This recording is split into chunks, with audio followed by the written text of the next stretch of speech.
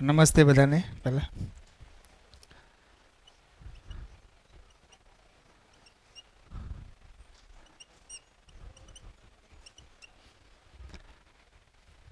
ત્રીજી કોઈ ચોઈસ છે નહીં. આમ તો કાં તો પોતાના સ્વભાવમાં રહે, કાં તો કોઈના પ્રભાવમાં જીવે.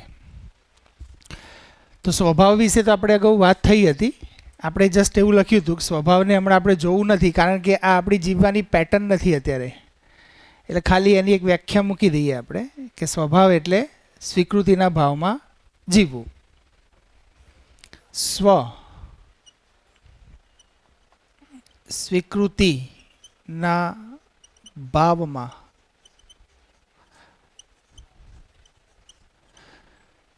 અને ત્યાં જ આપણે એક બીજું વાક્ય બની જાય છે કે સ્વીકૃતિ ઇઝ ઇક્વલ ટુ સુખ, અસ્વીકૃતિ ઇઝ ઇક્વલ ટુ દુઃખ. સ્વીકૃતિમાં આટલો જ આપણને ખ્યાલ આવે. આપણે જ્યારે જ્યારે આપણે ખુશ હોઈએ છીએ ત્યારે ખુશી પાછળ થોડી વાર બેસીને જ્યારે તમને અંદરથી ખુશી થાય ત્યારે વિચારવું જોઈએ કે આ ખુશી થઈ એમાં મારી સ્વીકૃતિ છે કે અસ્વીકૃતિ છે. તો ઘણી બધી વસ્તુઓ માન્યતાવશ પણ સ્વીકૃત કરતા હોઈએ. મતલબ મારું ધારેલું થાય એટલે હું ખુશ થાઉં. તો મારું ધારેલું થવું એ સુખ છે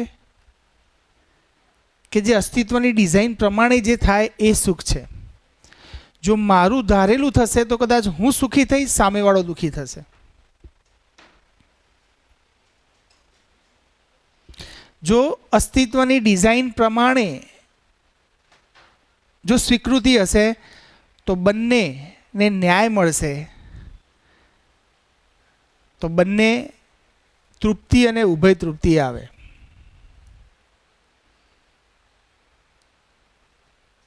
પણ સંભાવના છે કે બંનેને સમજદાર રહેવું એ જરૂરી છે. પણ બેમાંથી એક પણ સમજદાર હોય તો પણ કામ તો થઈ જ જાય છે. એટલે એક સિમ્પલ, અને અગાઉના શિબિરમાં પણ એક ચર્ચા થઈ હતી કે સપોઝ 800 કરોડ લોકો છે આ પૃથ્વી ઉપર, અંદાજ લગાવી દઈએ આપણે, અને 800 કરોડમાંથી 799 કરોડ લોકો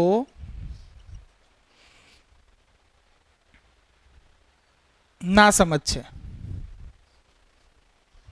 ના સમજ મતલબ સમજદાર નથી, અને હું એક જ સમજદાર છું. એઝમ્પશન કરીએ, આનાથી તો વધારે શું એઝમ્પશન કરીએ. આપણને ઓલવેઝ એવું લાગે છે ને, હું તો સમજું છું, સામેવાળો સમજતો નથી, આવું તો ઓલવેઝ આપણને લાગે છે. તો ઇક્વેશન મૂકી દઈએ આપણે, જે આપણને ફીલ થાય છે કે બધા મારા જેવા થઈ જાય તો શાંતિ થઈ જાય. આવું રિયલમાં ખરેખર કેટલાને ફીલ થાય છે? સાચી વાત કરજો. આપણને એમ લાગે કે હું સાચો છું, સામેવાળો વ્યક્તિ મારા જેમ સમજી જાય તો કદાચ આ બધા જ ઝઘડા ખતમ થઈ જાય. આવું રિયલમાં કેટલાને લાગે છે? બીજાનું ધ્યાન નથી જતું. મતલબ સાચી વાત કહું છું. તમને ઓલવેઝ એવું નથી લાગતું કે તમે સમજદાર છો એવું? એનો મતલબ એમ થઈ ગયો કે તમે હાથ નથી અદ્ધર કરતા. એનો મતલબ એમ થાય છે કે હું તો સમજતો જ નથી.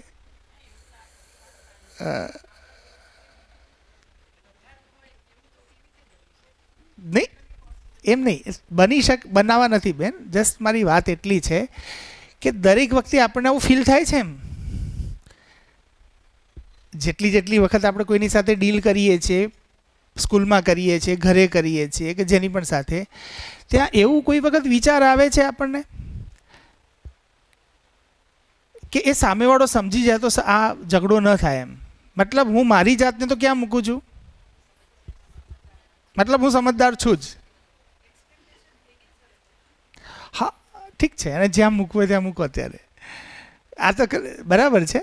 જો એને બી અપેક્ષાઓને બી પકડવા જેવી છે, પણ કોઈ વખતે ટોપિક ઉગાડીશું. અત્યારે આપણે આ ટોપિકને ક્લિયર કરીએ.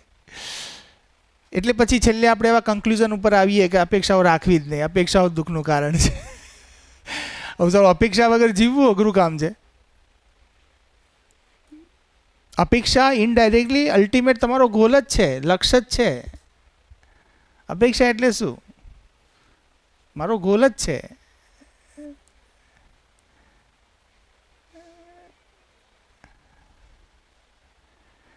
તો મને દર વખતે એવું લાગે છે કે હું સમજદાર છું, સામેવાળો વ્યક્તિ સમજતો નથી. આવું આપણને ફીલ થાય કે નથી થતું? થાય છે. તમે બધા હા પાડો તો પછી હું વાતને આગળ વધારું.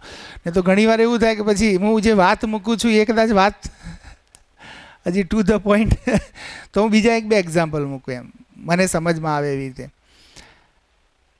તો આપણને જેટલી વાર કોઈ ઘટના ઘટે છે ત્યારે આપણને ઓલવેઝ એવું અંદરથી ફીલ થાય છે કે હું સમજું છું, સામેવાળો સમજી જાય તો પ્રશ્ન ન થાય. જેવી રીતે એક દિવસ પહેલાં અહીંયા એક બાળકને ક્લાસ બદલાવો હતો અને ભાવનાબેન પાસે એક પેરેન્ટ્સ આવ્યા. તો પેલાને એમ લાગ્યું કે ભાવનાબેન સમજી જાય તો સારું છે, અને ભાવનાબેનને એમ થયું કે એ સમજી જાય તો સારું છે. હવે એ સમજી જાય એનો મતલબ મેં મારી જાતને ક્યાં મૂકી? બંનેમાંથી બંને સમજદાર, બે સમજદાર ભેગા થાય એટલે ભડાકો થાય.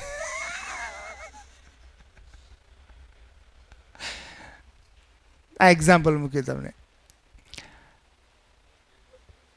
તો એનો મતલબ એમ થાય છે કે હું જેને સમજદારી માનું છું એ સમજદારીમાં જ કંઈક પ્રોબ્લેમ છે. જે એક્ઝામ્પલ આપું તમને. જ્યારે આપણને કોઈ બીમારી થાય અને આપણે ડૉક્ટર પાસે જઈએ, ડૉક્ટર આપણને દવા આપે, આપણે સાજા ન થઈએ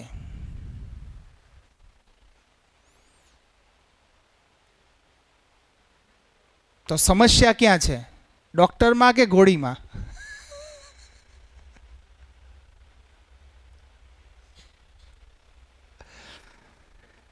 કાં તો ડૉક્ટર ખોટો, કાં તો ગોળી ખોટી. પ્રોબ્લેમ ક્યાં લાગે તમને?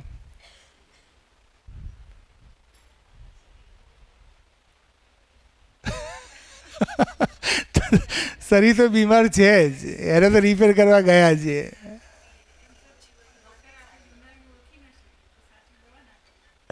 તો ડૉક્ટરમાં ભૂલ?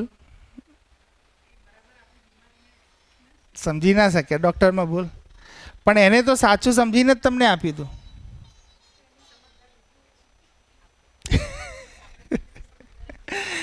સમજદારી શબ્દ કરતાં એમ કહેશું કે એની એટલી સ્કિલ ઓછી. બરાબર છે, ઠીક છે. આ એક વાત છે કે પ્રોબ્લેમ ક્યાં છે? પ્રોબ્લેમ ખરેખર ડૉક્ટરમાં છે કે દવામાં છે?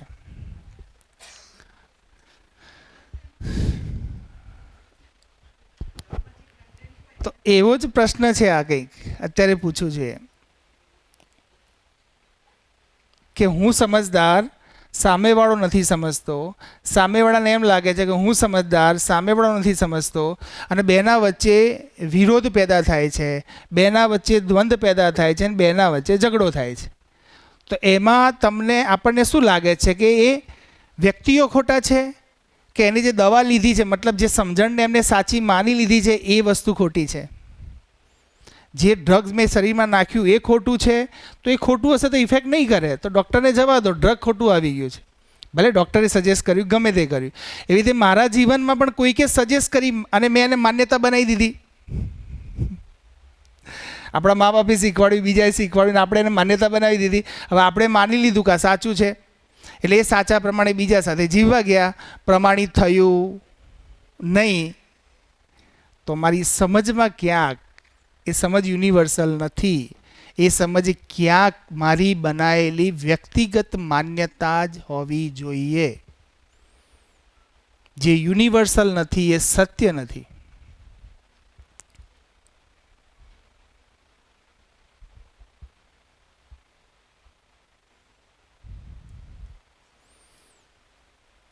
તો અહીંયા ઇક્વેશન કંઈક એવું છે કે જો 799 કરોડ ના સમજ હોય, હું એકલો સમજદાર હોઉં, તો સંભવ નથી કે 799 કરોડ લોકો ભેગા મળીને મને દુઃખી કરી શકે.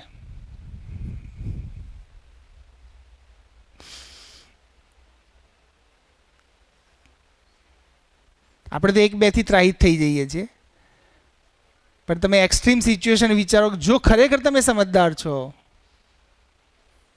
તો 799 કરોડ લોકોની તાકાત નથી કે તમને દુઃખી કરી શકે. તો મારું દુઃખી થવું ક્યાંક મારા સમજનો અભાવ છે, નથિંગ એલ્સ.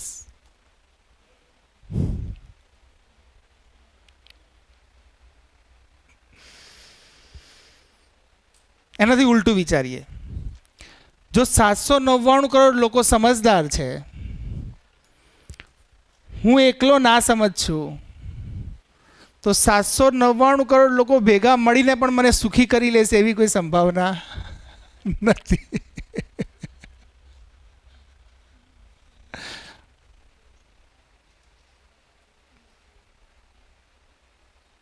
ઓકે, આ તો જસ્ટ આપણું ધ્યાન જાય કે હું ઓલવેઝ એવા એટીટ્યૂડમાં હોઉં છું કે હું સમજું છું, સામેવાળો નથી સમજતો, તો એ ભ્રમ થોડો દૂર થાય આપણો.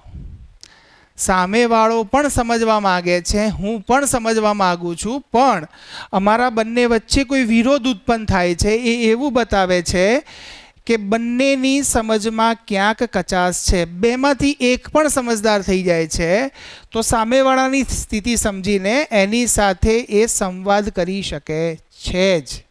તો આજે સમજદાર.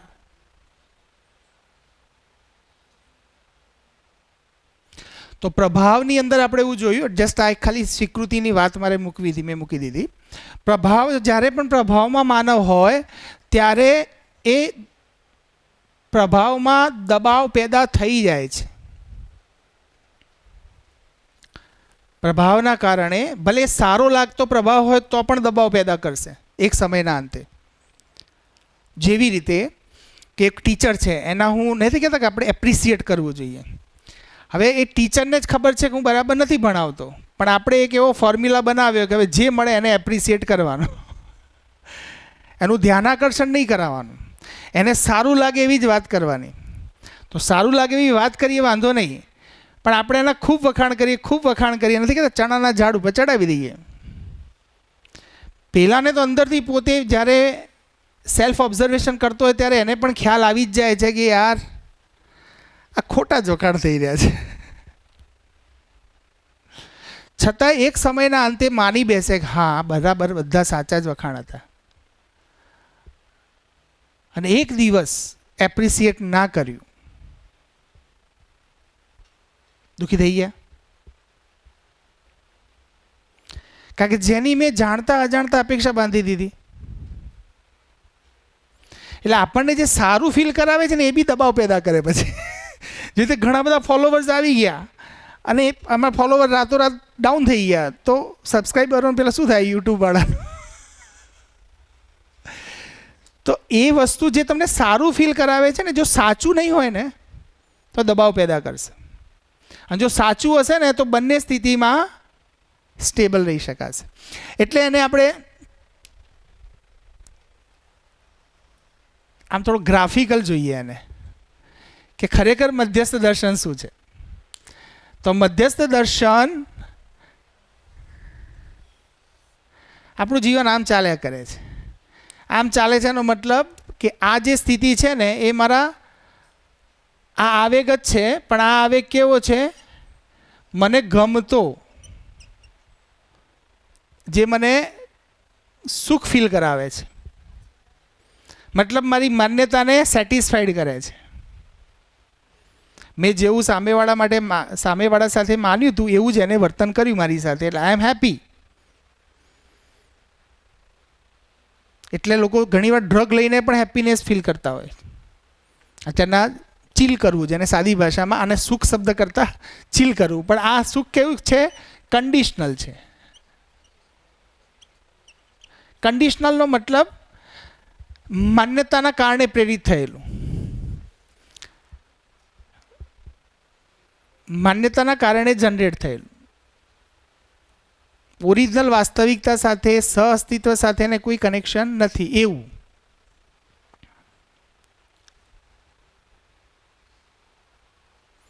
તો એ મારી કન્ડિશન ફૂલફિલ થઈ, મને સારું લાગશે તો એ સુખ થઈ ગયો. પણ આવેગ છે, આવેગ છે ને ટકશે નહીં વધારે, એની આઈડેન્ટિટી એવી છે કે તમને સારું લાગેલું, મતલબ કોઈને એપ્રિસિએટ કરીએ તો એને મનમાં એમ હોય કે ભાઈ સર મને એપ્રિસિએટ કરે, એટલે આપણે એને એપ્રિસિએટ કર્યું.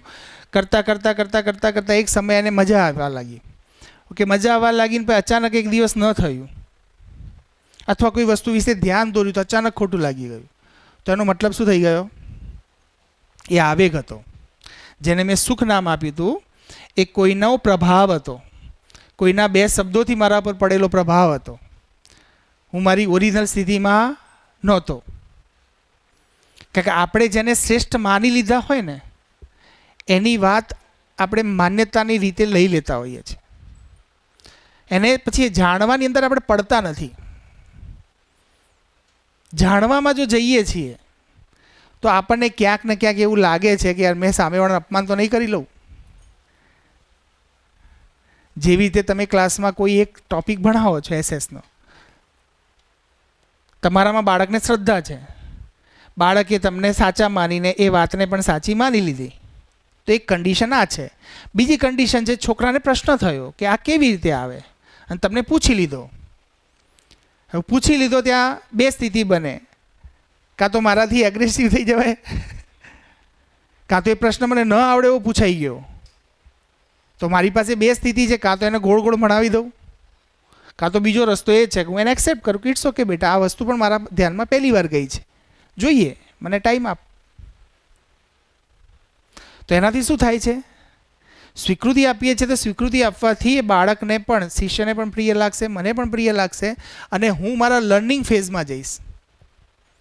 જો એને હું ગોળ ગોળ ખોટી રીતે ભણાવી દઈશ તો એના માટે બી નવો સબ્જેક્ટ છે.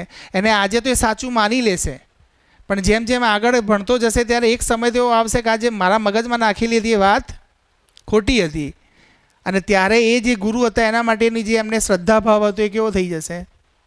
ખતમ થઈ જશે. એવું પરિવારમાં થાય, પરિવારમાં બી થાય, ભાઈઓમાં, બહેનોમાં. નાના બાળકને આપણે નાનું માની લઈએ એ પણ ભૂલ છે. તો ઠીક છે, આ આવેગ છે, અહીંયા પણ આવેગ છે. આ આવેગને નામ આપ્યું સમ આવેગ. આને કહીએ છીએ વિષમ આવેગ. એટલે સ્થિતિઓ બે પ્રકારની બને. આપણે કોઈ વાતને લઈને વિરોધ પેદા થઈ જાય તો એ વિષમ આવેગ છે, પણ એ બી આવેગ જ છે. અને આ જે લાઈન છે ને એ આવેગથી મુક્ત છે, કારણ કે આ ઝીરો કન્ડિશન છે, આ પોઝિટિવ કન્ડિશન છે, આ નેગેટિવ કન્ડિશન છે.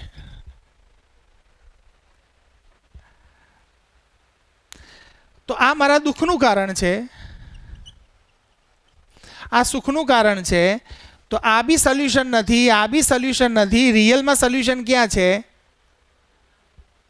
કારણ કે આ બી સમાધાન નથી, આ પણ સમાધાન નથી. જો હું સમાધાન સાથે છું, હું સમાધાન સાથે છું, તો સમાધાન એ જ મને આવેગ મુક્ત કરાવી શકે છે. એ જ દબાવ મુક્ત.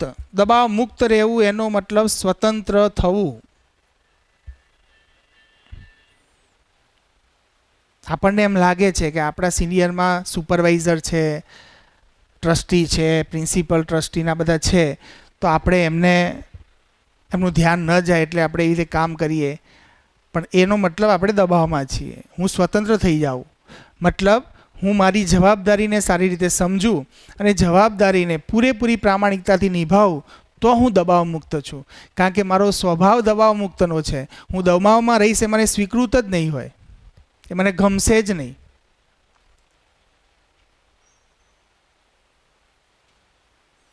એટલે આપણી પાસે ચોઈસ છે, દબાવમાં જીવવું કે સ્વભાવમાં જીવવું. દબાવની સામે અહીંયા આવે છે સ્વતંત્ર. આને કહેવાય સ્વતંત્ર. જે સ્વભાવમાં જીવે છે, સ્વતંત્ર છે, એ ટીચરની ઘરીમાં સાથે જીવશે, અને જે જોબ કરશે, કોઈ પણ જગ્યાએ કામ કરશે, પરિવારમાં પણ એવી. આ બધા મોડલ જનરલ એવું, અહીંયા ખાલી સ્કૂલિંગ વાત પૂરતી વાત નથી, ઈચ એન્ડ એવરી જગ્યાએ આવું છે. તો જ્યારે હું સ્વભાવમાં છું ત્યારે ઓનરશિપના સ્ટેટ ઓફ માઇન્ડ સાથે છું. મતલબ મારું કામ હું કોઈ પર્ટિક્યુલર કોઈ વસ્તુ માટે નથી કરી રહ્યો, મારી સેલરી કે આની વસ્તુ માટે નથી કરી રહ્યો, મારું કામ એ જ મારી ખુશી છે, તો કામની અંદર કામથી સુખ નહીં મળે ક્યારે પણ. મારું સુખનું સ્ટેટસ હશે અને પછી જે કામ થશે ને એ પ્રોડક્ટિવ થશે. અને સુખ છે ને કે કામથી મળવાનું જ નથી. હું પણ ઘણીવાર એવું માનતો પહેલાં. મને એમ થતું હતું કે યાર પેશન, જેને આપણે અત્યારે નાના બાળકોને પણ સલાહ આપતા હોય તેવી રીતે આપતા હોય, બાળકને જેનું પેશન હોય ને એ કરાવો. બાળકને સ્પોર્ટ્સ ગમતો હોય તેને સ્પોર્ટ્સ કરાવો. આપણે એવું માનીએ છીએ કે જ્યાં પેશન હોય ને ત્યાં સુખ મળે. પેશન હોય ત્યાં સુખ મળે, પેશન હોય ત્યાં સુખ મળે એ મતલબ મને કામ, હું એ કામ પકડીશ તો એ કામથી હું તૃપ્ત થઈશ. રિયલમાં કામથી તૃપ્તિ ના હોય, સમજણથી તૃપ્તિ હોય, સમાધાનથી તૃપ્તિ હોય. હું જેટલો સમજદાર એટલો સુખી. અને સુખી થઈ ગયા પછી ગમે તે કામ કરું ને એના અંદર પ્રોડક્ટિવિટી આવે ને આવે જ, ગ્રોથ ત્યાં આવે ને આવે જ. જે એક નાની ઘટના પછી હું તમારી સાથે શેર કરું. પેલા દબાવ છે, દબાવના કારણે આપણે જોયું તો દબાવમાં આપણે પછી કઈ વસ્તુઓ લીધી હતી. દબાવથી શું પેદા થાય છે? ભય, પ્રલોભન, મતલબ આ દબાવના આ ત્રણ વસ્તુઓ જે છે એ ક્યાંક ને ક્યાંક પૂર્ણ નથી. આસ્થા એનો મતલબ કે મેં એવી માન્યતાઓ બનાવી છે કે જે મેં માની લીધી છે, એના જાણવામાં ઊંડો નથી ઉતર્યો. જે રીતે સવારે ઉઠીને કોઈ પૂજા કરવી, કોઈ મંદિરમાં જવું, કંઈક અથવા કોઈ પણ રીતે XYZ, કે સવારે મમ્મી પપ્પાને પગે લાગવું, તો એક આસ્થાનો પાઠ થઈ જાય છે. અને પછી એ રૂટીનમાં રેગ્યુલર પ્રેક્ટિસના અંતે આપણને એમ લાગે છે કે એનાથી મને સોલ્યુશન મળી જશે. પછી એની સાથે નવી કન્ડિશન્સ આપણે બનાવીએ છીએ. એક આસ્થા બનાવી લીધી, એની પાછળ બીજી આસ્થાઓ ડેવલપ થવાની શરૂ થશે. કારણ કે જેવું બીજ હશે એવું એના ઉપર વૃક્ષ બનવાનું છે. તો બીજમાં જ જો નેગેટિવિટી છે તો એના પાછળ બીજી નેગેટિવિટી ઉત્પન્ન થશે. જસ્ટ લાઈક એક એક્ઝામ્પલ આપું તમને. સપોઝ મને ઈશ્વર કૃપામાં રસ, મને એવું થયું કે બધી તમામ લીલા ઈશ્વરની છે, ઈશ્વર જ બધું કરે છે, આવું મેં માની લીધું. ઓકે, જાણવામાં તો આવ્યું નથી હજી, મેં જોયા નથી ઈશ્વરને, એટલે મેં આવું માની લીધું. ઓકે, આ માન્યતા મેં મારા અંદર બરાબર મજબૂત કરી નાખી. કોઈ ગુરુજીએ કીધું, કોઈ સાધુ મહાત્માએ કીધું, અને મારા ધર્મ ગ્રંથોએ બધાએ જ મને કીધું, મેં એને વસ્તુને પકડી લીધી. ઓકે, હવે એવું થાય છે કે એ ઈશ્વરવાદનો પછી જે મેં માની લીધું એનો કરીશ તો કોઈને ડરાવવા માટે, પ્રલોભન લેવા માટે, કાં તો હું ડરીશ, કારણ કે ડર એ જ ડરાવે. એટલે નાની નાની બાબતોમાં વચ્ચે ઈશ્વર લાવીશું આપણે. જ્યાં જ્યાં મને સમાધાન નહીં મળે ને ત્યાં ત્યાં વચ્ચે શું આવશે? એ તત્વ આવી જશે. મેં જેને માન્યું હશે એને. હું ઈશ્વરની વાત નથી કરતો. XYZ વસ્તુ મેં માની હોય, મેં એવું માન્યું હોય કે મારા મા બાપ જ ઈશ્વર છે, તો મને એમ થશે કે જ્યારે હું તકલીફમાં આવીશ ને ત્યારે શું વિચારીશ? હે મા બાપ કંઈક કરી લે. તો એક નાની માન્યતા હતી, એ માન્યતામાંથી બીજી મલ્ટીપ્લાય થઈ રહી છે માન્યતાઓ. અને પછી એનો એટલો બધો ખીચડો થઈ જાય છે, પછી હું જ કન્ફ્યુઝ થઈ જાઉં છું. કારણ કે કોઈ વાર રિઝલ્ટ મળે છે ને કોઈ વાર નથી મળતું. નથી મળતું તો પણ હું આશા સાથે જીવું છું કે આજ નહીં તો કાલે કોઈ કૃપા કરશે મારા ઉપર. અને એ આશામાં ઘણા લોકો લોટરીઓ લેતા જાય જિંદગીભર.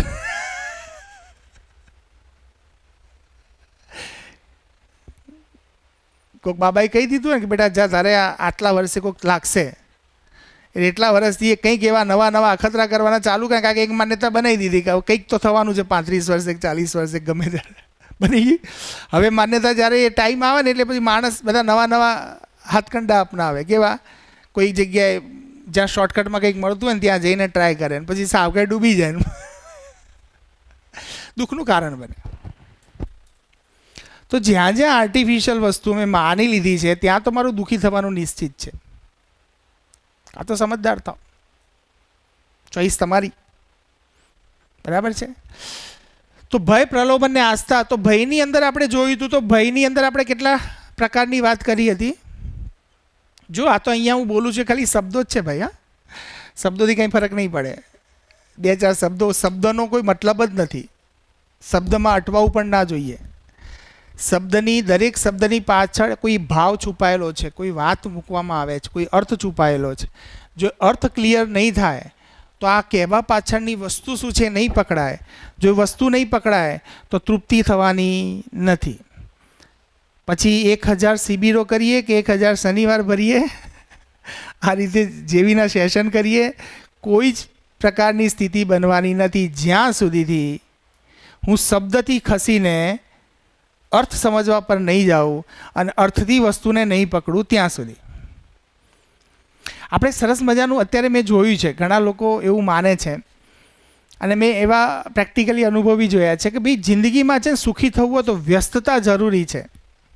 નવરું મન છે ને નખો દોડે.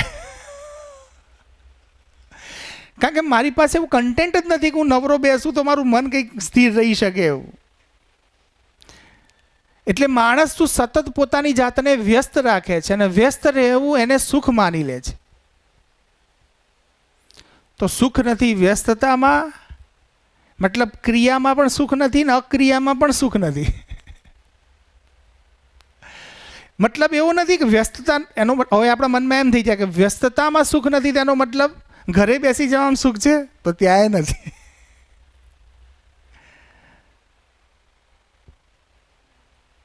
સુખ તો મારા સમજણમાં છે.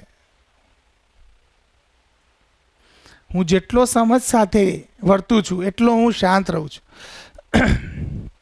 એટલો હું સુખની સ્થિતિમાં રહું છું. મતલબ મિનિમમ ક્વોલિફિકેશન એ છે. તમારે પોતાને ઓળખવો હોય અથવા અસ્તિત્વને જોવું હોય, અસ્તિત્વને સમજવું હોય તો આપણી પાસે મિનિમમ ક્વોલિફિકેશન તો એ છે કે મારું શાંત રહેવું. નથી કહેતા છેલ્લો અલ્ટિમેટ ગોલ શું? શાંતિ, આનંદ. તો શાંતિ ને આનંદ આવું એક વ્યક્તિ કહે છે કે દુનિયાનો દરેક માણસ કહે છે? દરેક માણસ કહે છે. તો આવું કેમ? તો કંઈક તો છે, હજી મારા પકડમાં ના આવી, અલગ વસ્તુ છે. તો જો ભયની અંદર આપણે એક જોયું હતું, પહેલું શું હતું ભયમાં? કયો ભય હતો?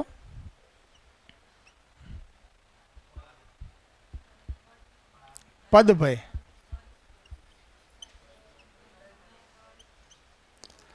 ધન ભય,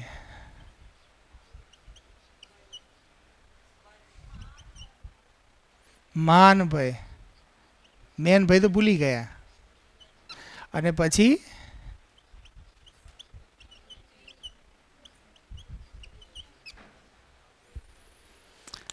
ઓકે, આ બધામાંથી આપણે સૌથી વધારે 24/7 કઈ વસ્તુથી વધારે પ્રતાડિત છીએ, પ્રભાવિત છીએ?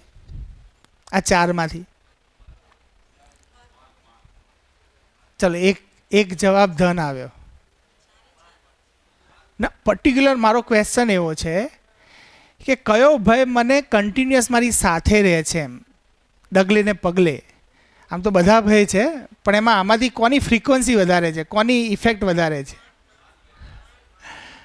પહેલાં એક જોઈએ. ચલો, પદ ભય કેટલાનું કહેવું? ઓકે, ધન ભય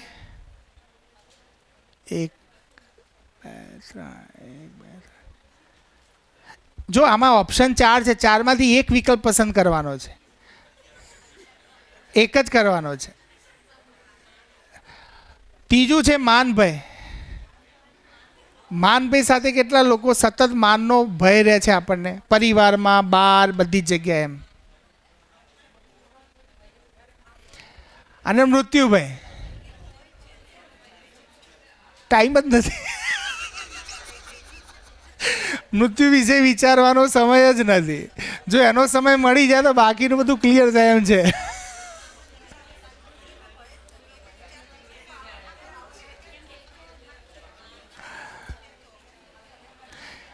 મેં તમને તમારા વ્યક્તિગત ભય વિશે પૂછ્યું છે, આજુબાજુના ભય વિશે નથી પૂછ્યું. આપણે આજુબાજુ પૂછીએ છીએ, તમને સારું છે.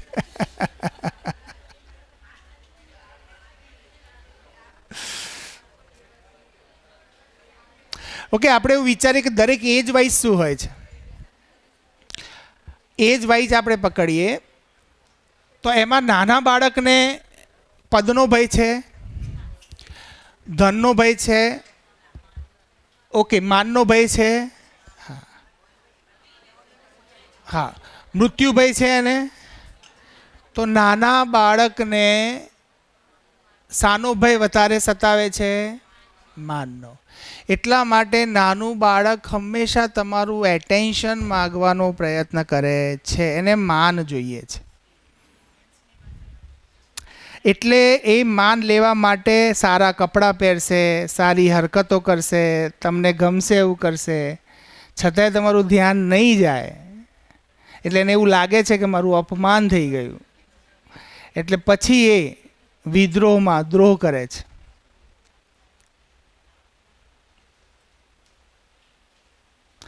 તો બાળકો સાથે જ્યારે આપણે કામ કરીએ ત્યારે સૌથી પહેલું આ 4 ભયમાંથી કયા ભય ઉપર કામ કરવાની જરૂર છે? આપણે એવું વિચારીએ છીએ કે સમાજને ભયમુક્ત કરવો છે, તો પહેલાં તો મારે ભયમુક્ત થવું પડશે, પછી સમાજ થશે ને બાબા. તો મારા અંદર હું શરૂઆત એવી રીતે કરું કે કયો ભય એવો છે કે જે 24/7 મને સતાવે છે? તો માન ભય. ઓકે, નાના બાળકને પણ કયો ભય સતાવે છે? માન ભય. તો મારી પ્રેક્ટિસ, માન ભય માટેની પ્રેક્ટિસ કરવાનું સૌથી શ્રેષ્ઠ સાધન બાળક છે. જો બાળક સાથે હું માનપૂર્વક વર્તવાનું શરૂ કરું તો મારો પણ ભય દૂર થશે ને એનો પણ ભય દૂર થશે. તો બાળકને હંમેશા માન સન્માન આપવું જોઈએ જ. એની સાથે હંમેશા એક મોટા વ્યક્તિ જેવું, કારણ કે આપણે શું છે, મોટા વ્યક્તિ એટલે આપણા સમાન છે એવી રીતે વાત કરીએ. કારણ ભય છે ને, આ અપમાન શબ્દ છે ને એ અપડાઉનના કારણે આવે છે. આપણે પોતાની જાતને મોટા માની લઈએ ને એને નાના માની લઈએ, એટલે વાત કરવાની અંદર એક ટોન ડિફરન્ટ આવે છે. આજે સવારની વાત કરું, મેં મંત્રને બેંકમાં જવા માટે કહ્યું હતું, બરાબર. એને બેંકમાં જઈને એક કામ કર્યું પણ અધૂરું કર્યું. તો મારી વાતમાં ક્યાંક નાનો આવેગ આવ્યો. મેં કીધું હું તને હેલ્પ કરીશ નહીં, તારે જાતે શીખવાનું છે. તો પછી મારું ઓબ્ઝર્વેશન ગયું કે મારું આવું બિહેવિયર કેમ હતું. તો બિહેવિયર હોવાનું કારણ એટલું જ છે, એક તો અપેક્ષા, પણ એનાથી પણ વિશેષ જોવું તો મેં ક્યાંક એને હજી એ સમજદાર નથી એવું માન્યું છે. એ મારાથી પણ વધારે સમજદાર હોઈ શકે છે. સંભાવનાઓ તો છે જ, કારણ કે એ વાતો કરે એના પરથી એવું લાગે જ છે. તો એક વસ્તુને લઈને મેં એવું માની લીધું કે હું સમજદાર છું ને એને ખબર પડતી નથી. એ આવેગ તો પેદા એમાંથી થયો ને. એટલે આવેગ એટલે સિમ્પલ જ વાત હતી, કારણ કે હવે તો મોટા આવેગ નથી આવતા, નાના આવે છે પણ ધ્યાન જાય છે. બરાબર છે. તો એ વસ્તુ જ્યારે આપણું ધ્યાન જાય, આપણને ખબર પડે કે આ પ્રશ્ન ઉત્પન્ન થયો એટલા માટે કે મેં સામેવાળા વ્યક્તિને કાં તો મારાથી ઓછો માની લીધો, કાં તો મારાથી નાનો માની લીધો, અને એ દ્રષ્ટિથી જ્યારે મેં વાત કરી ત્યારે એ સમસ્યા થાય છે. તો બાળકો સાથે માનથી વર્તવું જોઈએ. જો બીજો એક આજે એક ઘટના ધ્યાનમાં આવી. સવારે એક બેનનો ફોન આવ્યો. એ બેનની વાત ઠીક છે, એને આપણે એવી રીતે નહીં લઈએ, પણ એમનું કહેવું એમ હતું કે આ પર્ટિક્યુલર કામ હું નહીં કરું. એમ આ પર્ટિક્યુલર કામ હું નહીં કરું. એટલે એ જનરલી ક્લિનિંગનું કામ. હવે આપણે ટીચર છીએ, તમને એમ કહું કે કાલથી તમારે સ્ટાફ રૂમની અંદર કચરા પોતા કરવાના, કેટલા સ્વીકૃત થશે? કેટલા સ્વીકૃત થશે? નહીં થાય. કેમ? કારણ કે એ કામને તમે જાણતા અજાણતા નાનું માની લીધું છે. ઘરે હું ઢગલો કચરા પોતા કરીશ, પણ અહીં કરીશ તો એનો મતલબ મને મારા ઘરમાં જ પરિવાર દેખાય છે, બહાર પરિવાર દેખાતો નથી. અને મારે મારા બાળકોને એવું શીખવાડવું છે કે બેટા કામ નાનું મોટું નથી હોતું, વ્યક્તિની સમજ મહત્વની છે. તો સમજદાર વ્યક્તિ માટે કામ નાનું મોટું ક્યારે પણ ના હોય. એ સ્થિતિ જો તમારી બને છે તો પહેલું તો કામ ત્યાં માન. આ માન, અપમાન, પદ, ભય બધા ડેવલપ ક્યાંથી થયા છે? કારણ કે આપણે ક્યાંક ને ક્યાંક જાણતા અજાણતા એક વર્ગને એવું માની લીધું આ તો પ્યુન સ્ટાફ છે, એટલે આપણે એના કામને અડતા નથી. પણ ખરેખર એ કામથી એ નાનો મોટો હોય? આ પ્રશ્ન છે. તમે એવું જુઓ છો, કરો છો, એટલે તમારી સાથે ભણતા બાળકો પણ એ જ કરે છે. તમારા ઘરમાં પણ તમે એવું કરો છો એટલે તમારા જ બાળકો જોઈને એ કરે છે. અને કાલે એને દુઃખી થવા માટેનું મટીરિયલ આપણે આપી દઈએ છીએ કે બેટા આવી કન્ડિશનમાં કોઈ તને નાનું કામ આપે તો તારે દુઃખી થઈ જવાનું તરત. આ કામ આપણાથી ન થાય. હમણાં એક વખત એવું થયું હતું, બહુ ટાઈમ પહેલાંની વાત છે. સતીશભાઈ નીચે છોકરાઓને કંઈક ઈંટો હશે તો બધા છોકરાઓને કીધું કે અહીંથી અહીંયા લઈ જાય છે, પોતે બી લઈ જતા હતા અને છોકરાઓને બી કીધું. એટલામાં એક પેરેન્ટ્સ જોઈ ગયા કે અમે આ કરાવવા માટે સાહેબ સ્કૂલમાં મોકલીએ છીએ. હવે એ ટીચર, એ જે પેરેન્ટ્સ છે એને ખબર નથી કે એ કેટલું મોટું ખોટું કરી રહ્યો છે પોતાના બાળક માટે. તો એમાં પેરેન્ટ્સનો કોઈ વાંક કે એની સમજનો વાંક? સમજનો. તો આપણે પેરેન્ટ્સ માટે શું કાંઈ આવેગિત થવું પડે? આપણે સમજવું જોઈએ. ઠીક છે, એમના મનમાં કન્ડિશનિંગ છે તો એ વખતે બોલવાથી નહીં સમજાય, કંઈ વાંધો નહીં, 2 બાળકો નહીં કરે તો વાંધો નહીં, આપણે આપણું કામ ચાલુ રાખીએ. તો એક સમયના અંતે એ પેરેન્ટ્સને પણ થશે ને, એ પેરેન્ટ્સ બી આવીને ઈટ ઉપાડશે. આપણામાં સ્વીકૃતિ કેટલી છે? હું જ્યારે કોઈ કામ કરું, કોઈને બતાવવા કરું છું, પહેલાં તો વાત એ મારી અંદર કન્ડિશનિંગ શું છે? મારે તમને બધાને સુધારવા છે એટલે હું રોજ તમારા ઓફિસમાં આવીને કચરા પોતા કરવાનું ચાલુ કરું? કે યાર હું ખરેખર એવું માનું છું કે કોઈ કામ નાનું મોટું નથી, કરાય, ગમે ત્યારે કરાય, આપણે ટાઈમ હોય ત્યારે કરાય. એક કન્ડિશનિંગ આ છે. બીજી કન્ડિશનિંગ એમ છે કે હું આ બધા સ્ટાફને જોતા હું રોજ કચરો વાળું, રોજ કચરો જોઉં અને તમે બધા જ કાલે સુધરી જાઓ તો મારું સ્ટ્રેસ લેવલ વધી જશે. સીધી વસ્તુ છે ને. તમને એમ લાગશે કે યાર નહીં, આ સર થઈને આ કરે છે તો આપણે કરીએ, વાર્તા પૂરી. તો તમે ટીચર થઈને આપણે જ્યારે નાના મોટા આવા કામ કરીએ છીએ ત્યારે બાળક આપણી પાસેથી અદ્ભુત સ્કિલ શીખી જાય છે. જીવન જીવવાની જે ખરી રીત છે શીખી જાય છે. એટલે મારી ઈચ્છા, આજની તારીખમાં મારી એક ઈચ્છા વ્યક્ત કરું. હવે તમે કરવું ના કરવું તમારી સ્વતંત્રતા છે, એમાં હું કોઈ ફોર્સ નહીં કરું. મને એમ થાય છે કે આપણા ત્યાં જે પ્યુન સ્ટાફ છે, એક વખત પ્રસ્તાવ એવો આવ્યો કે આ જેટલા સેવક મિત્રો છે ને એમને સાહેબ જીવન વિદ્યા શિબિર કરાવો. કદાચ મેમ તમે અને દીપાએ પણ મને કહ્યું હતું એકવાર. તો મેં તૈયાર, આપણે ક્યાં ના છે. હા, મનીષભાઈ વાત કરતા હતા. પછી એ 3-4 જણે આવું કીધું. તમે ક્યારેય એ ધ્યાન આપણું ગયું છે કે એમને આપણે ભાઈ બહેન સમજીને કદાચ એમના કામમાં ક્યારેય આપણો નાનો સરખો બી કોન્ટ્રીબ્યુશન આપ્યું છે? આપણે હંમેશા જાણતા અજાણતા એક વર્ગ એવો મૂકી દીધો છે, એમને એવું માન્યું છે કે આમનું કામ છે. ઘણી વખત તો આપણે એમનું કોઈ એમ પડ્યું હોય ને રેપર તો લેતા બી આપણને વિચાર થાય કે હું લઈશ તો કેવો લાગીશ. આપણી જાતને ક્યાં ક્યાં એટેચ કરી દીધી છે, કેટલી કેટલી માન્યતાઓ બનાવી છે. ભાઈ શ્રમ છે ને એ શરીરના સ્વાસ્થ્ય માટે જરૂરી છે. કોઈનું કામ કરવાથી મારું શરીર સ્વસ્થ રહેશે, વિશેષ કાંઈ નહીં થાય. અને મને કોઈને મદદ કરવાનો અહેસાસ મળશે. એ જે રેખાઓ છે ને એને તોડવી પડશે. તો મેં એમને સામે એવો પ્રસ્તાવ મૂક્યો કે તૈયાર આપણે, પણ શરત એટલી કે એ લોકો જે 12 મહિના કામ કરે છે એ કામ તમારે સંભાળી લેવાનું, એ 7 દિવસ. એવું જ હોય ને. જો વ્યવસ્થા તો ચાલે જાય છે. આજે રસોડું સંભાળવાળા રસોડું, તો રસોડું બહેનો સંભાળી નક્કી કરે કે ભાઈ આ લોકોને મારે જીવન વિદ્યા શિબિર કરાવી છે તો જવાબદારી લઈ લેવાની. આપણા ભાઈ બહેન છે તો આપણે એમની જવાબદારી લઈ લઈએ અને એ અહીંયા બેસે શાંતિથી. બોલો, થઈ શકે કે ના થઈ શકે? કે એનાથી તમને નુકસાન કે ફાયદો? ફાયદો જ હોય. સમજણમાં ઓલવેઝ ફાયદો જ હોય. એમનું સુખ થોડું કીધું છે. એ ભાઈ બહેન તમારી સાથે એટલા જોડાશે કે એ પોતાને જે ડિગ્નિટી ફીલ કરાવે છે, લો ડિગ્નિટી સાથે પોતાની જાતને જોવે છે ને એમાંથી મુક્ત આઝાદ થઈ જશે. તમે એટલું મોટું કામ કરશો. જાણતા અજાણતા એમને એવું ફીલ નહીં થાય કે મારું કામ બી નાનું છે એવું. તો પછી આપણે જે ભણાવી છે બાળકો બી એવું નહીં કરે. એ બાળકો બી જ્યારે મોટા થશે, કોઈ જવાબદારી લેશે ત્યારે કામ કરવા માટે ભલે ડિસ્ટ્રીબ્યુશન કરેલા હશે કામના, પણ એ કામની અંદર કામ કરવાથી હું નાનો થઈ જઈશ, કામ કરવાથી હું મોટો થઈ જઈશ, કે આ પ્રકારનું કામ કરીશ તો મારી રેપ્યુટેશન બનશે, તો એ બધા ભ્રમમાંથી મુક્ત થઈ જવાશે. એ દબાવ ફ્રી વ્યક્તિ રહેશે.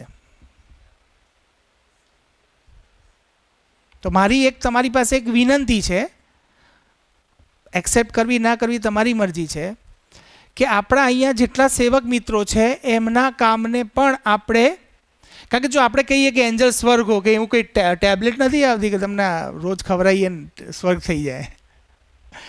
સ્વર્ગ થાય એનો મતલબ એમ જ છે કે આપણે બધા સમજદાર બનીએ, આપણી એક કોમ્યુનિટી બનાવીએ કે જે સમજદારીપૂર્વક પ્રસ્તુત થાય, એમ બાળકો આગળ, સમાજ આગળ, બધી જ જગ્યાએ આપણે પોતે આવેગ મુક્ત બનીએ. એની શરૂઆત પહેલાં તો મારા પરિવારથી થાય, બીજું હું જ્યાં કામ કરું છું ત્યાં થાય, કારણ કે મારી લાઈફનો 24 કલાકનો મેક્ઝિમમ ટાઈમ આ બે જગ્યાએ જાય છે. જો આ બે જગ્યા સંભળાઈ ગઈ તો બાકી બધું તો ઓકે થઈ જવાનું છે. તો આપણે એવું કામ કરી શકીએ કે આજે અહીંયા સેવક મિત્ર આવે છે, કોઈ લોબીની કે ગ્રાઉન્ડની કોઈ સફાઈ કરે છે, તો સફાઈમાં તમારાથી જે થાય, હું તો કહું છું 2 પથ્થર જેટલું થાય, 2 પથ્થર જેટલું હાથમાં ઝાડુ લઈને કાં તો પોતું લઈને ચલો બે પથ્થર બી આપણે સફાઈ કરીને એને આપી શકતા હોઈએ. ઓકે, રોજ સ્કૂલમાં આવ્યા સાથે 5 મિનિટ કોઈક એવો નિયમ બનાવીએ આપણે, 5 મિનિટ, 2 મિનિટ, 3 મિનિટ, કે અહીંથી ઉપર તો આપણે આવીએ જ છીએ, તો ચલો ઉપર આવતા પહેલાં 2-3 મિનિટ ગ્રાઉન્ડની અંદરથી જેટલું પણ કચરો દેખાય લઈને આપણે એક નાખી દઈએ. જસ્ટ એક નાનું સ્ટેપ, 2 મિનિટનું, 3 મિનિટનું સ્ટેપ, જે એક વ્યક્તિ જે નિરાશ થઈ ગયો છે, જેને એમ લાગે છે કે મારા કામની કોઈ વેલ્યુ જ નથી, એ વ્યક્તિમાં એક પ્રાણ પૂરવાની વાત છે. પછી તમે ધીમે ધીમે 1 મહિનો, 2 મહિના એમને બતાવવા માટે નથી કરવું, આપણે એમને સહયોગ કરવો છે. અને સહયોગ કરવામાં કોઈ મોટી ઘટના નથી, કારણ કે આજ સવારે એવી પ્રપોઝલ આવી કે હું આ બધા કામ કરીશ પણ સફાઈનું કામ નહીં કરું, એટલે મને એમ થયું કે આવું કેમ વિચાર આવ્યો વ્યક્તિને. તો એને એવું લાગે છે કે આ નાનું કામ છે એટલે ના કરાય. બાકી કામ કરવું એ એના માટે કંઈ શારીરિક રીતે સક્ષમ વ્યક્તિ છે, તો કામથી એને પ્રોબ્લેમ નથી, પણ એ કામથી એનું જે એના પ્રત્યે જે વ્યવહાર, એ પોતાની જાતને જોવે છે ને, એ વસ્તુ ફોલ્ટ છે.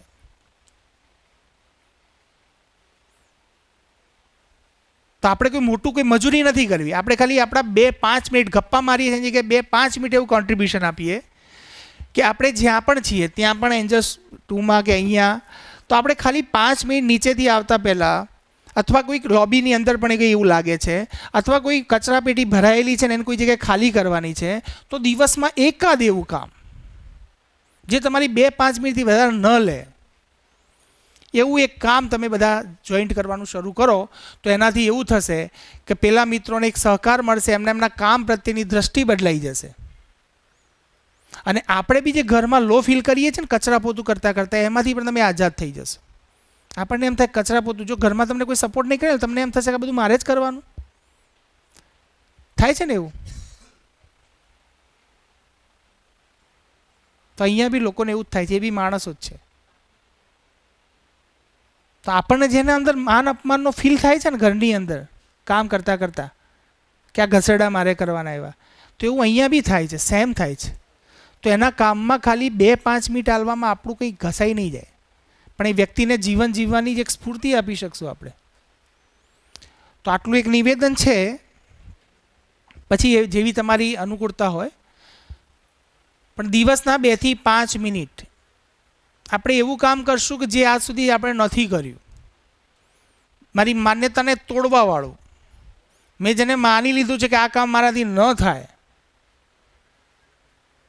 એ કામ કરીએ. પછી પોતાની જાતને ઓબ્ઝર્વ કરતા જજો, તમને જાતે જ એવું લાગશે કે યાર ખરેખર આ કામ કરીને મેં ઘણું પુણ્યનું કામ કર્યું, અથવા કોઈના જીવનની અંદર પ્રાણ પૂરવાનું કામ કર્યું. તમને અત્યારે ફીલ નહીં થાય, એકાદ મહિનો કન્ટિન્યુઅસલી આ ચાલશે, ત્યારે 1 મહિનાના અંતે જે તમને સેવક મિત્રો તરફથી જે અત્યારે નકારાત્મક ભાવ મળે છે ને, ઘણી વખત તમારે કામ કરવું હોય ને તે નેગેટિવ રીતે એને ટાળી દે છે. કેમ ટાળે છે? કારણ કે આપણે ભેદભાવ પેદા કર્યા છે. તો એ ટાળશે નહીં, સામેથી આવીને તમને કહેશે કે બેન કંઈ કામ છે સર, તો કંઈ કામ છે હું કરીને જાઉં. ખાલી આપણી 2 થી 5 મિનિટ આટલું મોટું પરિવર્તન લાવી શકે છે. તો હું કોઈ તમને કચરા પોતા કરવાનું એવું કહેતો નથી, ખાલી એક ભાગીદારી, નાની સરખી ભાગીદારી. અને ભાગીદારી એટલે કે તમે જે માન્યતાઓ આપણે બનાવી દીધી છે, એ માન્યતાઓને ધીરે ધીરે તોડવી પડશે. તો એ માન્યતાની બહાર શું છે, મેં માનીને જેના અંદર હું ખુશ થતો હતો, એનાથી પણ વિશેષ કોઈ દુનિયા છે, તો એ આપણે એક્સપ્લોર કરી શકશું. તો જે આ માન ભય છે ને, આ સૌથી વધારે પીડા આ આપે છે આપણને. ડગલે પગલે ઘરમાં બી તમે જો સાસુ વહુ અથવા પતિ પત્ની વચ્ચે જ્યારે કોઈ વાત કરતા હોય ને, ત્યારે તમને અંદરથી એક ભય રહે કે મારી વાત નકારી તો નહીં દે ને. ઓકે, મારી વાત નકારી દેશે એનો મતલબ શું થશે? પ્રહાર ક્યાં થશે? તો એનાથી મુક્ત થવું હોય તો એક જ રસ્તો છે કે મારે પણ બધાને ઉપયોગી થવું પડશે, દરેકનું માન સન્માન સાચવવું પડશે. દરેકનું માન સન્માન હું સાચવતો જઈશ તો મારા અંદર એ ગુણ ડેવલપ થતા જશે અને ધીમે ધીમે સામેથી પણ રિસ્પોન્સ આજે નહીં તો કાલે ધીમે ધીમે મળતો જશે. એક સરસ વાત થઈ હતી, છેલ્લે વાત મૂકી દઉં. એક આપણે ક્યાંક મારા સાંભળવામાં જ આવ્યું હતું,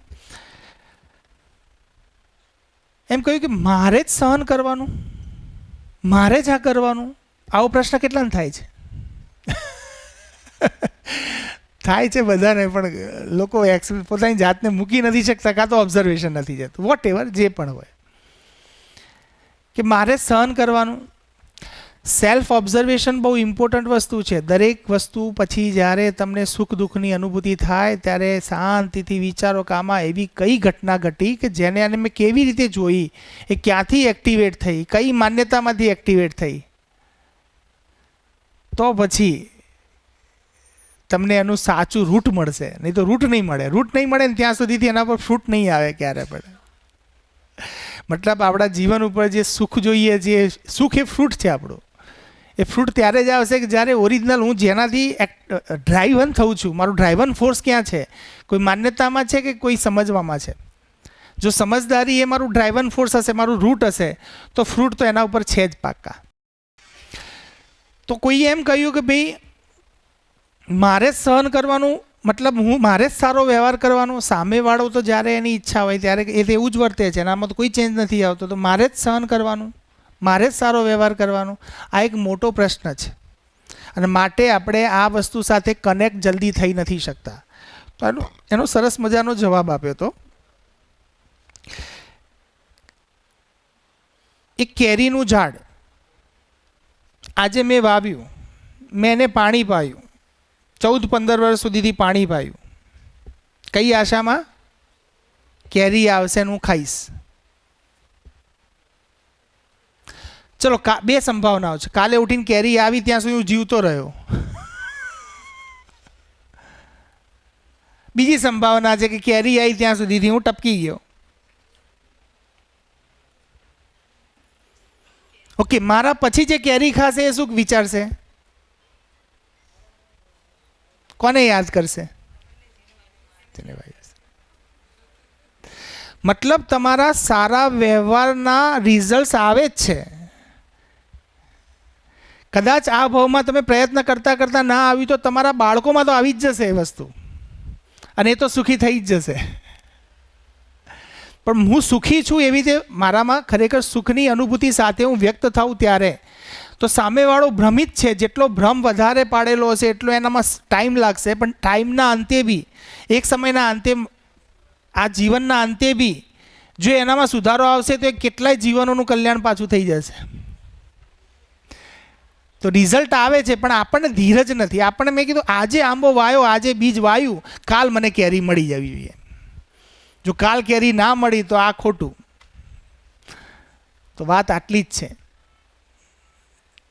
એટલે મારે સહન કરવાનું એવું હોય નહીં. જ્યારે પણ એવું ફીલ થાય ને મારે સહન કરવાનું, એટલે સમજવાનું કે હું જે વસ્તુને લઈને ચાલી રહ્યો છું એ માન્યતામાં જ કંઈક ફોલ્ટ છે. મતલબ એ સમજણ જ ક્યાંક અધૂરી છે, બાકી મને દુઃખ ફીલ થાય જ નહીં. તો આજે આપણે ખાસ માનભાઈ વિશેની વાત છે, એમાં એક ખાલી તમને મારો પ્રસ્તાવ છે કે આપણે આવું કરીને પણ એક સરસ મજાનું વાતાવરણ ઊભું કરી શકીએ. તો આના ઉપર આપણે બધા કામ કરીએ. કોઈ ફોર્સ નથી, જેનું જેટલું મન કરે એ પ્રમાણે નાનું કોન્ટ્રીબ્યુશન. એક વિચાર એવો છે કે જેવા ગ્રાઉન્ડમાં આવીએ ત્યાં નાનું મોટું કોઈ એકાદ ઝાડને પાણી પાઈ દીધું, એકાદ થોડો કચરો છે તો કોઈ 2-4 લઈ લીધા, ડસ્ટબિનમાં નાખી દીધા, ઉપર કોઈ ડસ્ટબિન પડ્યું છે તો લઈને એને એક જગ્યાએ જઈને ખાલી કરી દીધું. મતલબ જે મિત્રો નીચે સેવક મિત્રો કામ કરે છે એમના કામને એમને એવું ફીલ નથી કરાવું કે તમારું કામ નાનું છે, તમે બી અમારા જેટલા જ મહત્ત્વના છો. સ્વીપર હમણાં ના આવે, 10 દિવસ તમે અહીંયા ઊભા રહી શકશો? તો એની કૃતજ્ઞતા વ્યક્ત કરવાનો એક જ રસ્તો છે, તમે સારા એમ કૃતજ્ઞતા વ્યક્ત ના થાય. એની સાથે સારો વ્યવહાર કરવો પડે, મતલબ એના કામને પણ મહત્વ આપવું પડે, તો એ કૃતજ્ઞતા વ્યક્ત કરી કહેવાય. તો હંમેશા કૃતજ્ઞતા વ્યક્ત કરવાનો રસ્તો આ જ છે કે આપણે એમને પણ હેલ્પિંગ ફોર્મમાં જઈએ, એમના પણ જીવનમાં ખુશી લાવીએ. તમે એમને વસ્તુ આપીને ખુશ નહીં કરી શકો, પણ એમને કામની અંદર ભાગીદારીમાં એક ખાલી તમારી 2 મિનિટ પણ એમને ખુશ કરી નાખશે. અને આપણે તો કેટલા બધા હાથ થઈ ગયા કે આ મોટું કામ છે. તો આજે આટલું રાખું છું. નેક્સ્ટ સેટરડે મળીએ અને એક આ પ્રસ્તાવ છે એના ઉપર તમે વિચારજો, કંઈક થઈ શકે તો આગળ વધીશું. ધન્યવાદ. જય શ્રી કૃષ્ણ.